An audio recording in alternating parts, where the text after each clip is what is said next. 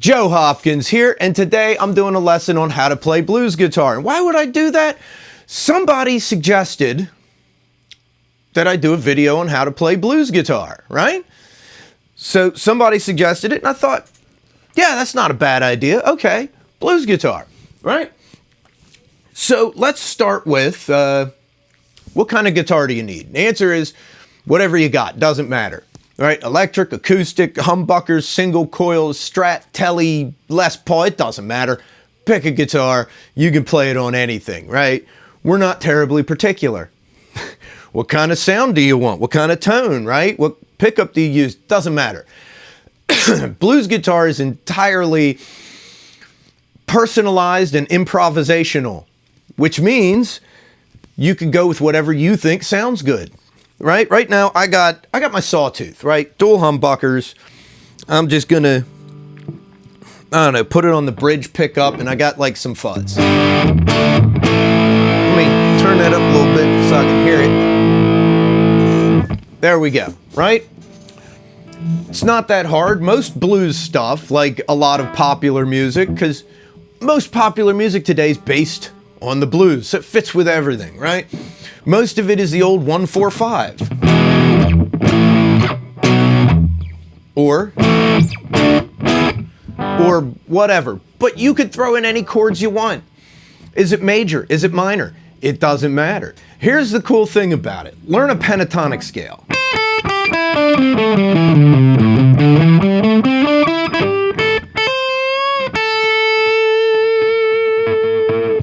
Right? You want to know what key you're in? Pick an E string. Top string, bottom string, doesn't matter. E, right? And, you know, with your basic pentatonic scale, the lower note on that is your minor.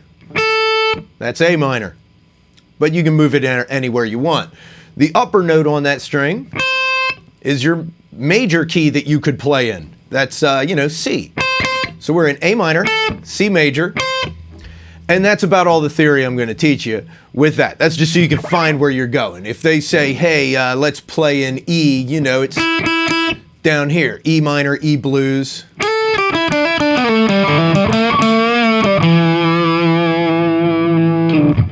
I like A minor. It's the first scale I learned was A minor pentatonic.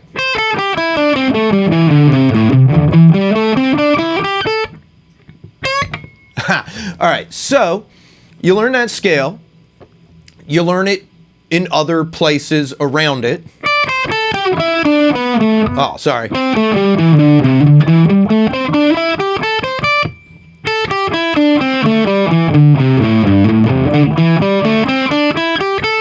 Yeah, just learn it in different places, and then you can start picking up some licks. Now, the main thing about blues guitar when you're playing along with something is just experimentation. I would love to do the whole theory thing where I can go over, hey, you should start on the, I don't know, the fifth and play down to the root, or, you know, when they're playing the 5-chord, play this type of lick, or the 4-chord, play that type of lick, or none of that. It's all about experimentation, because if you want to be a good blues guitarist, you have to develop your own voice. But I can tell you it's all about getting from point A to point B. And what I mean by that is when you're playing over a chord or along with a song, you find the note that sounds good to start at. Like, and then there's a good note to end on. Let's say, and you got to get from there to there. And how you get there is entirely up to you. In fact, you don't even really have to know where you're going to end up. Just have kind of an idea. What notes are good ending notes for my licks, for what I'm playing? Where would be a good place to end? Maybe here? Maybe if I'm playing in a major key, here. Maybe if I'm playing, you know, maybe this one would be good. Yeah, we could end there. So how do you get from here to there? And how you get there is up to you. And that's where you got to start just experimenting with it. And don't worry about being right or wrong. Just find what sounds good, what's kind of cool. Where do you bend a note? Well, any note is bendable. In fact, you bend any note and you'll get it to where you something sounds good if you bend it enough, right? There's a rule for musicians. If you hit the wrong note, just start bending it until it sounds right. Because everybody hits a wrong note sometimes, and you know, that works. So let's see, how would I get from there to there?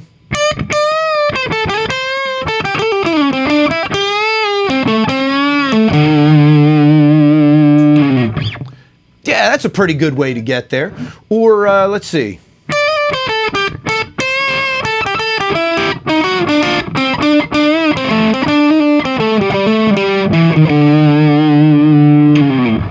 Yeah, that's kind of an interesting note there. That doesn't sound like it's where it would end. It kind of leaves it hanging.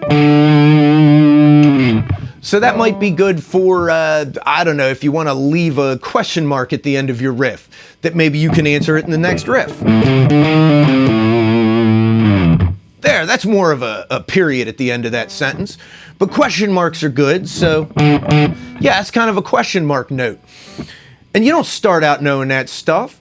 And like I said, I'm not giving you theory. I'm saying play around with your scale.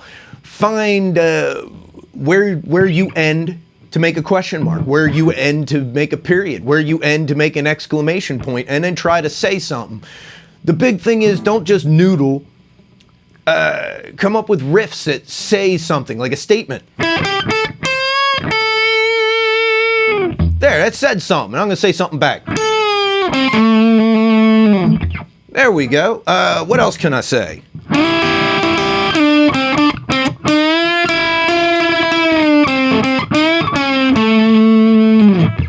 And, you know, what are the right notes? Well, once you get that pentatonic scale down, you can add any notes in there that you want. I mean, hell.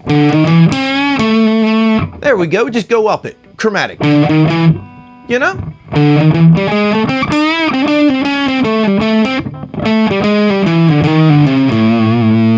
That's adding in all kinds of notes that ain't in that scale, you know? You get a little bit of...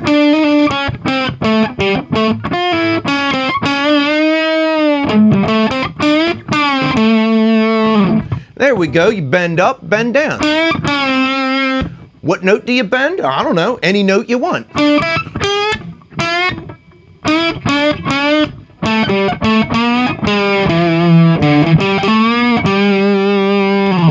Bend wherever you want. What do you slide to? What do you bend on? What do you hammer on or pull off on? It doesn't matter. It's all up to you. That's the wonder of blues guitar. And the reason why I'm going over this is there are a lot of tutorials that'll tell you start on this note, end on that note, play this lick, learn that riff. And of course, you know, learn licks, learn riffs, but look around and experiment and just find what sounds good.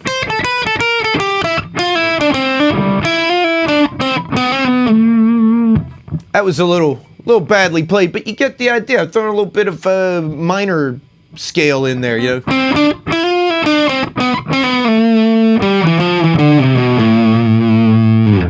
And it sounds good, right? But the whole point is you play around with the notes. Find the notes you like. Find the notes that get you from A to B in the coolest way possible that sounds like you. And even like throw in double stops. Yeah, you got this. And try different things.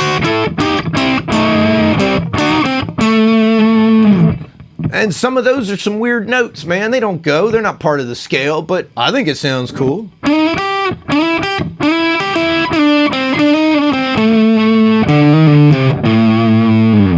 And you'll find yourself coming back to certain phrases because you like them, right? But always try to branch out and find new phrases or different phrases. Once you got that scale down, let me turn it down a little bit. Once you get that scale down, you can pick up a guitar book and start looking at other scales, right? And you can work them into it. That pentatonic scale is your basic blues. That's where you live. But then you start adding to it. And you add little rock riffs, or you hear some jazz thing that you think would sound cool, so you throw that in. Or you learn part of a bebop scale, and just because on certain licks, man, you throw in a little bit of that bebop stuff and it's cool.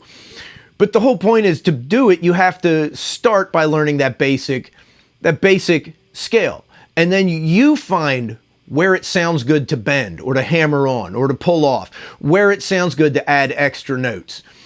And that's all up to you. That's all interpretation, what you think sounds good. Because if you listen to the blues guitarists out there, the great blues guitarists, and we just lost one, Jeff Beck just died, right? But if you listen to any of the great blues guitarists, they all played a little bit different, and they all threw different grace notes in and different extra things and different style to it, right? They would bend notes in different places and would get from point A to point B different. And with the good guitarists, you know who it is without having to look, just from ear, because Stevie Ray Vaughan plays one way and Jimi Hendrix plays another, right?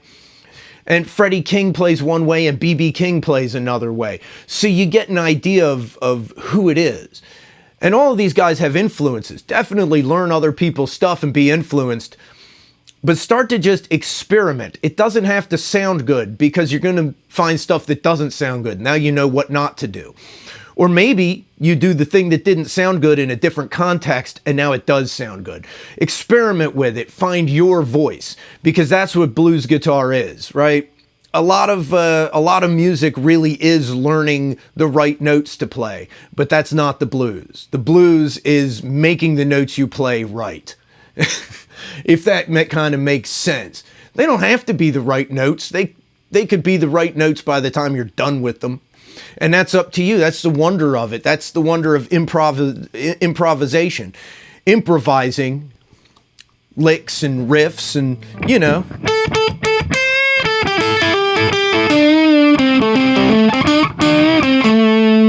Or you could just stay on something.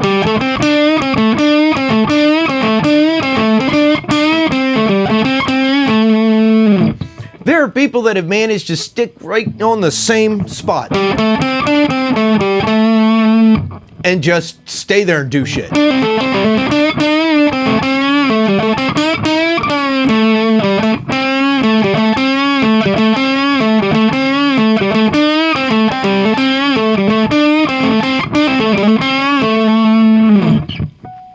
So there you go. Anyway, you don't even have to have a lot of notes. I was doing that with 4 notes, and you can stay there and do something with it. I hope I've been informative. I hope I've helped you guys out a little bit. So just get on there and like put on a backing track or something. They got them on YouTube. I might do a video about that, backing tracks. Put on a backing track that's bluesy and just start running up and down your pentatonic scale in whatever key it is, and play with it and try different things until you find something that sounds good and sounds like you. It sounds like you have something to say. It's not about learning what somebody else said. This is you expressing yourself. And that's a beautiful thing, right? So anyway, subscribe to my channel. And here in a sec, there's an end screen, and it's got some cool stuff like guitar reviews and songs. Check out some of my songs, man. All of them are the blues. Even the country stuff I do and the metal stuff I do, it all comes back to the blues because it kind of has to, right? Anyway, I love you guys. I'll see you in the next video. Peace out, baby. Bye-bye.